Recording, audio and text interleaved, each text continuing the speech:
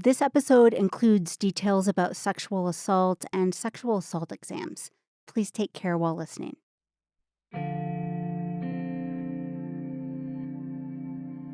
One of the first things nurse Joni Owens wants a victim of sexual assault who's at her office to know is every step of the exam is their choice. Law enforcement can't tell them they have to have it. Medical providers can't tell them they have to have it. It is their decision to make. Owens is a sexual assault nurse examiner, one of the first people some victims interact with after their assault. And in her years of doing this work, she's learned it's crucial to make them feel safe. The first step of giving them the opportunity to heal and move past what happened to them is to give them all of the control back. Owens is the medical coordinator for the Mountain West Sane Alliance and works out of a yellow brick house in downtown Glenwood Springs. Her examination room has a single exam chair surrounded by 2 specialized cameras. It's stocked with medications for STDs and the Plan B pill. Before the exam starts, she leads victims to a cozier chair that's on the other side of the room. Once seated, Owens offers them stones with inspirational phrases like, "You are not alone." She tries to make her patients comfortable. People come in very shut down, difficult to engage, not making eye contact, very quiet. Sometimes you can even see physical manifestations of their trauma, like they might be shoulders hunched up, body, tight, just in kind of a protective mode. Oftentimes they're, pretty closed down and pretty traumatized. Even though our exam is very long and detailed and somewhat physically invasive, but definitely emotionally invasive. So the exam can take anywhere from 2 to 4 hours. She begins by asking victims what happened to help guide her work. I'm not an investigator. I don't want them to tell me all of the details from beginning to end. I really ask them to focus what happened to your body, and that helps me know how to make medical decisions with them. During the exam, Nurse Owens also takes photographs of injuries externally and internally, sometimes up to 150 photographs if a victim's injuries are extensive. And this can be traumatic for people because it can cause them to relive how they got those injuries. Though she's found that often the most invasive part is the genital exam and the actual collecting of DNA evidence. It's a long, intense process. But by the end of the exam, their shoulders have dropped.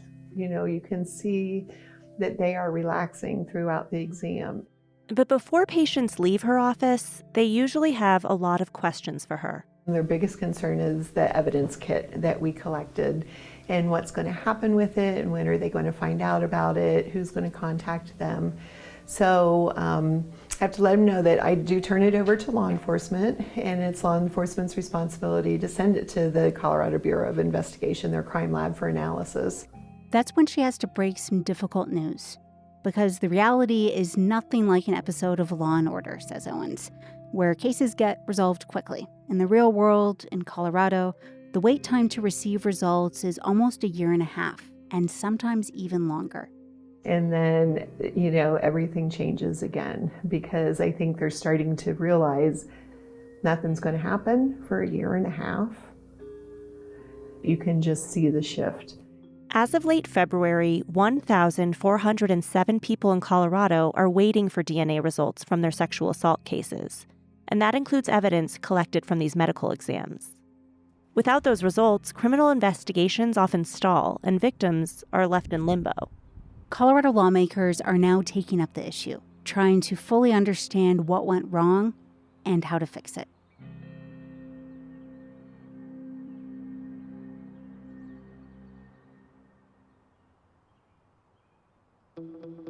This is Purplish from CPR News and the Colorado Capital News Alliance, a show about Colorado politics, policy, and the 2025 state legislature.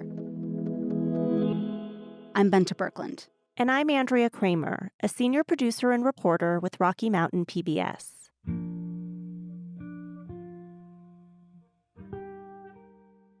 As you just heard, it currently takes roughly 1.5 years for DNA evidence in sexual assault cases to be processed in Colorado.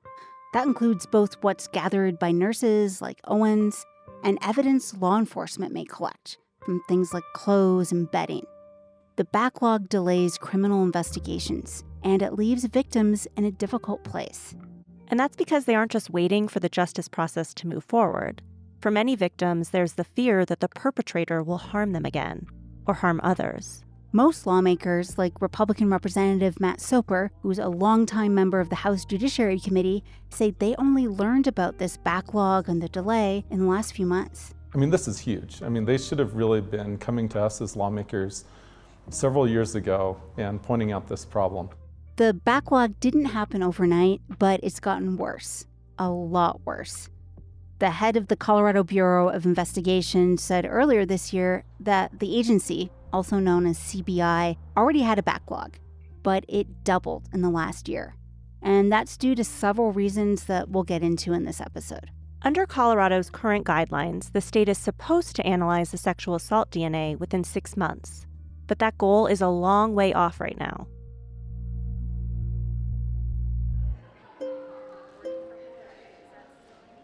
The backlog is front and center at the state capitol this session. First of all, the sheer scale of it, but also because a state lawmaker is one of those 1,400 plus people waiting for DNA results from their sexual assault cases. J003 has been moved and displayed. Representative Wilford. Thank you, Mr. Chair. Members,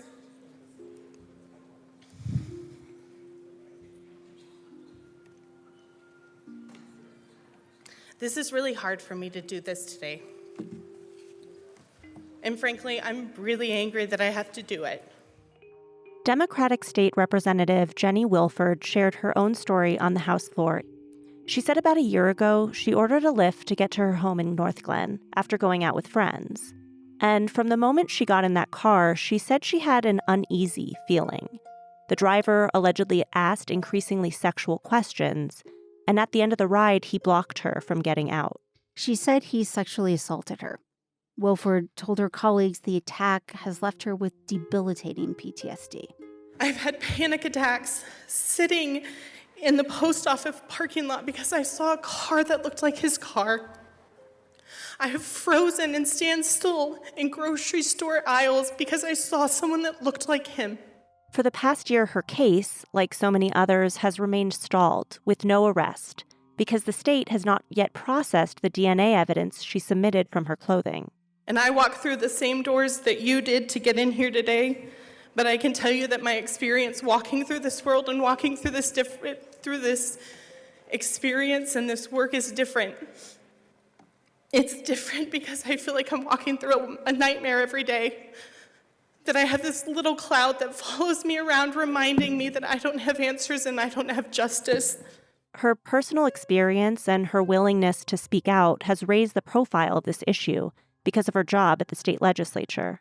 If you were going through this or somebody you knew was going through this, you, I hope, would be standing down here in this well, demanding justice, demanding that CBI get their act together, and demanding that we process rape kits immediately.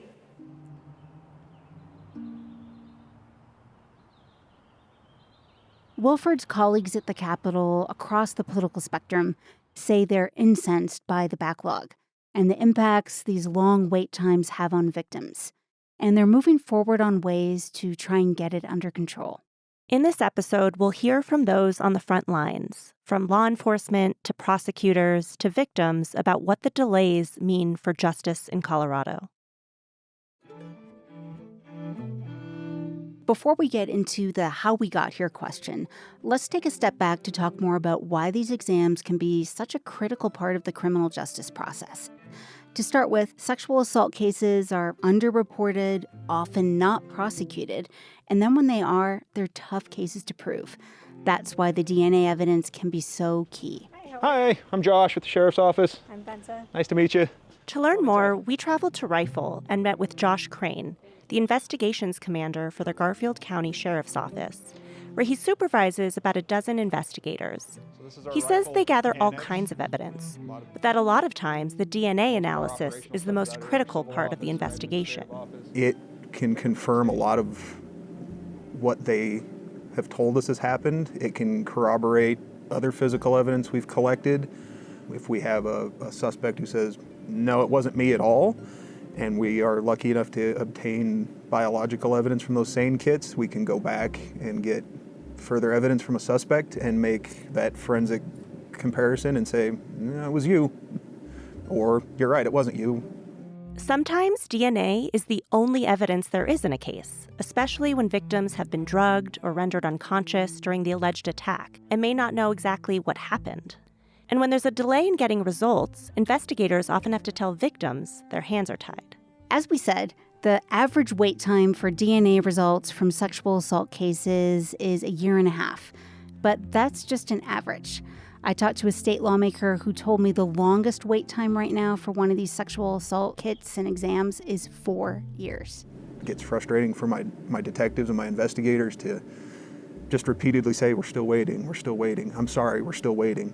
And then if we are able to present it to the district attorney's office, and then by the time we go through a whole court proceeding, it could be 2 or 3 or 4 years later. And sometimes victims are like, they don't want to relive that. And we have to keep that in perspective, and we have to help them understand that while they've moved on, we're still working in the best interest of justice for them. You can definitely understand why, years later, some victims just don't want to participate any longer. And we also heard about how it can impact potential court proceedings and prosecutions. We talked to Boulder County District Attorney Michael Doherty about that, and he said oftentimes his office does have to wait for DNA evidence before they can decide whether to go ahead with a case, because prosecutors have an ethical duty to prove charges beyond a reasonable doubt. And if years go by while waiting for the DNA results, that can give defense attorneys the ammunition to undercut the case. Because the jury will question why there was a delay between the report and charges being filed, and the defense will often point to that delay as a reflection of some lack of credibility with the victim, when in fact it's just a breakdown in the justice system. It has nothing to do with the victim. It's not her fault at all. This kind of makes me think of something Elizabeth Newman told us. She's with the Colorado Coalition Against Sexual Assault. She said the harm victims suffer doesn't just happen at the moment of the crime. The harm happens every time you tell someone and they don't believe you, when you go to the police to report and they don't investigate, when you are waiting 517 days for your kit to be analyzed, when you are seeing the DA not choosing to prosecute, when you finally get a court case and you don't get a conviction, or you get a conviction and the outcome is, you feel like it's not an appropriate level of accountability. We do not see sexual violence taken seriously in this country.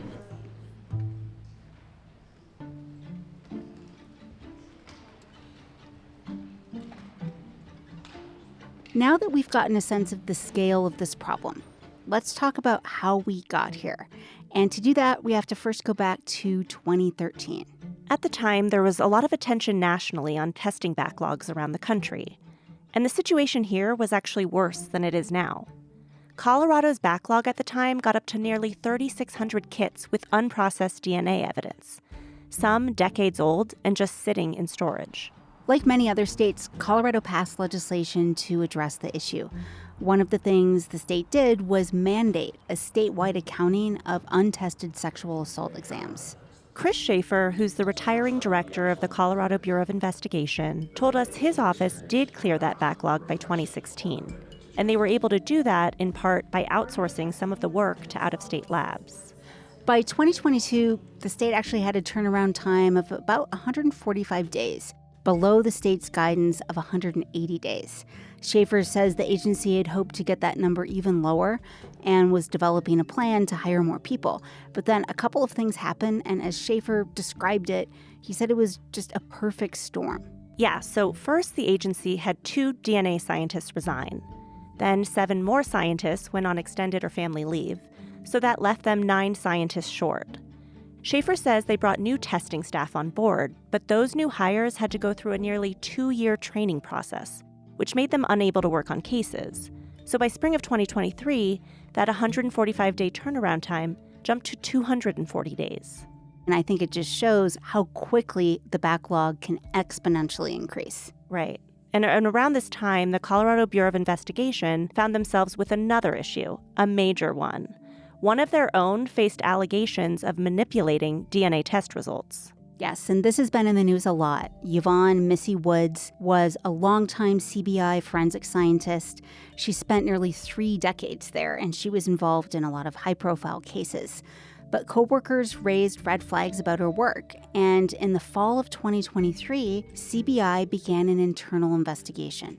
Missy Woods is now facing more than 100 charges. And CBI Director Chris Schaefer says his scientists had to go back and retest all of the DNA samples Woods had touched. We had to shut down basically 50% of our DNA sciences for the better part of a year to go through and research the over 10,000 cases that our former scientists had worked. So you add the circumstances with Woods into the already reduced staffing CBI was dealing with.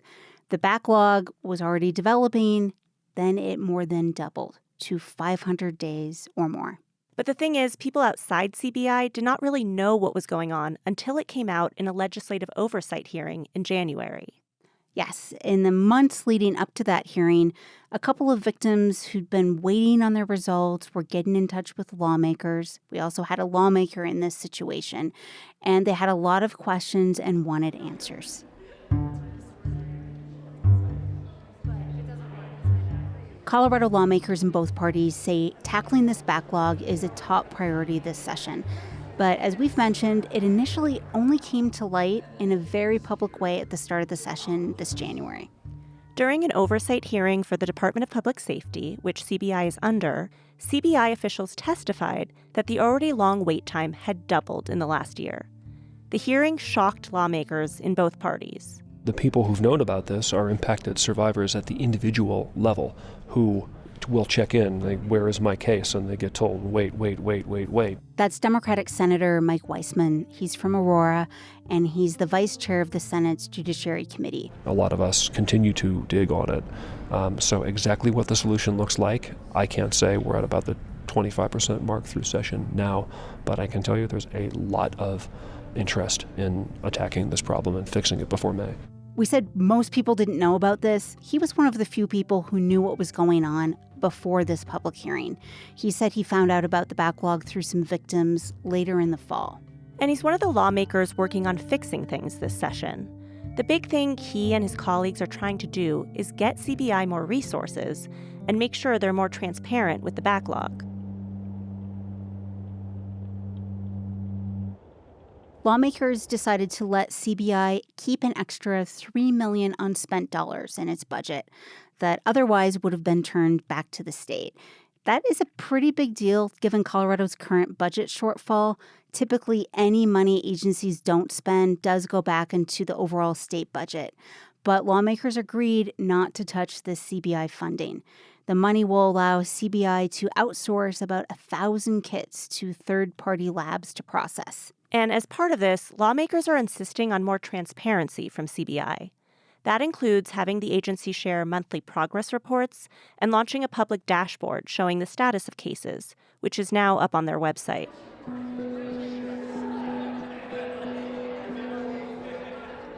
At the same time, victims and advocates are putting more pressure on this issue.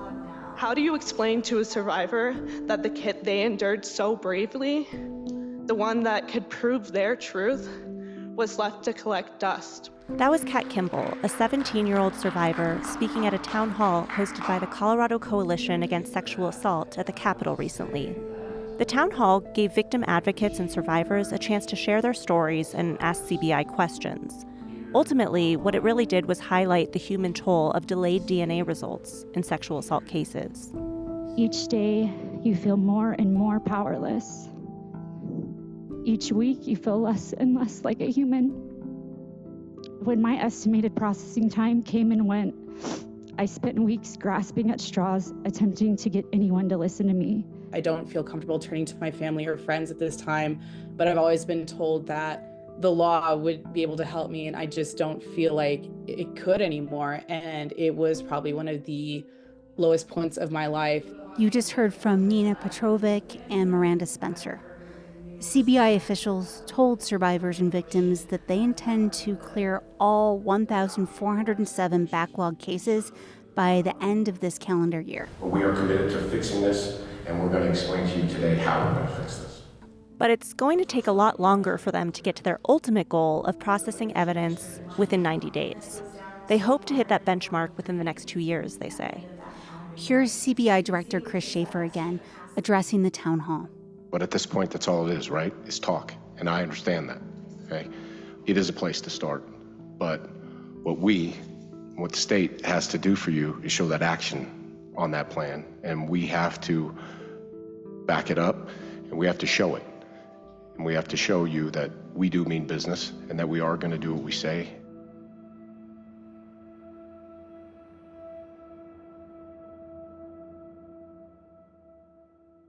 There's a clear plan in place right now, but one big thing we'll be looking out for is if the plan works and how sustainable it is, and whether Colorado is able to keep up with this pace so that we're not having the same conversation again in a few years. I really hope in 2 years we're not again reporting on this same issue. That's it for this episode. Purplish is a production of member-supported Colorado Public Radio and the Colorado Capital News Alliance. The CCNA is a collaboration between KUNC News, Colorado Public Radio, Rocky Mountain PBS, and the Colorado Sun, with support from news outlets throughout the state. Funding for the Alliance is provided in part by the Corporation for Public Broadcasting. I'm Andrea Kramer. And I'm Benta Birkland. Our producer is Stephanie Wolf. This episode was edited by Megan Verlee and sound designed and engineered by Shane Rumsey. Purplish will be back in your feeds next week. Subscribe now so you don't miss an episode.